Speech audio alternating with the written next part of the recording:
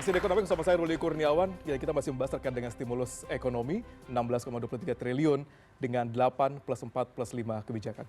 Bang Fitra, kalau kita melihat saat ini gitu ya, ada target hingga akhir 2025 gitu ya, mencoba mengejar 5,2% pertumbuhan ekonomi. Ada indikator kesuksesan dalam upaya mendistribusikan stimulus ini? Ya, anggarannya terserap dengan baik ya, dan pelaksanaan programnya terlaksana. Karena kalau kita lihat nanti yang segera Oktober dan November itu akan ada disbursement 18,3 juta penerima manfaat dikucurkan 7 triliun rupiah dalam bentuk beras 10 kg dari Oktober November. Karena pemerintah melihat bahwa ini adalah beban terbesar dari middle class. Beban terbesar dari middle class 41,7% itu pangan. Makanya itu yang memang diintervensi secara langsung. Sehingga ini harapannya ketika demand-nya membaik, likuiditasnya juga lumayan ample, sehingga ini bisa mempush ekonomi. Karena dari beberapa simulasi yang dilakukan, ketika ini dilakukan, maka akan ada peningkatan multiplier, M2 growth-nya akan meningkat ya. Yang sebelumnya sekitar 6%-an, itu bisa mencapai 12% kalau misalnya signifikan. Dan itu korelasinya positif terhadap pertumbuhan ekonomi. Ketika transaksinya itu meningkat, maka pertumbuhan ekonomi juga diharapkan bisa meningkat. Nah itu jalur yang diharapkan sampai akhir tahun. Oke, Bang Rifki, kalau melihat kondisi saat ini gitu ya, tadi ada kesulitan birokrasi, distribusi ke daerah dan lain sebagainya macamnya gitu, premanisme bahkan. Anda yakin akan bisa menyentuh 5,2% seperti yang diharapkan dan anggaran terserap dengan cukup baik? Untuk tahun ini kita nggak optimis ya pertumbuhan bisa sampai 5,2%.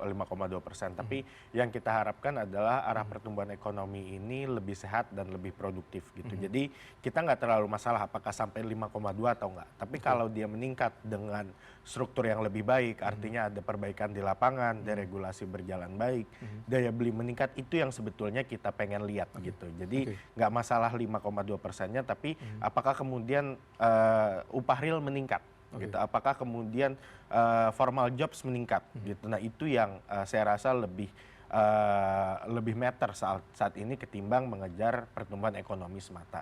Baik, dari Pak Maulana sendiri melihatnya seperti apa dengan stimulus ini, Pak? Ya tentu kalau di kami sekali lagi tadi saya sampaikan bahwa sebenarnya yang diharapkan itu kan sebenarnya pasar. Ya memang kehilangan pasar ini cukup besar kontribusinya karena impact ke revenue kita itu juga kita kehilangan sampai 50-60% dan diriskan itu juga besar. Jadi kalau kami sebenarnya kalau dari sisi pertumbuhan di sektor akomodasi udah pasti negatif tahun ini. Tapi saya sama tadi yang disampaikan justru yang kami lebih pengen lihat itu bagaimana di masuk kuartal 4 nanti itu ada perbaikan yang cukup signifikan. Paling tidak bisnisnya itu bisa bertahan dan tenaga kerjanya juga masih memiliki lapangan pekerjaan, itu yang kita harapkan dulu. Jadi jangan nanti hanya berpikir nanti hanya untuk libur Natal Tahun Baru, tapi sebenarnya bisnis traveler ini atau konsep konsep bisnis traveler ini yang sebenarnya menjadi sesuatu yang kami tunggu gitu loh. Misalnya kayak MICE event itu yang paling penting karena itu sekarang yang ditunggu-tunggu untuk bisa menambah demand side-nya tadi di bisnis pariwisata. Baik, jadi terima kasih Bang Fitra, terima kasih Pak Maulana, terima kasih Bang Rifki sudah hadir di Ekonomi pada malam hari ini.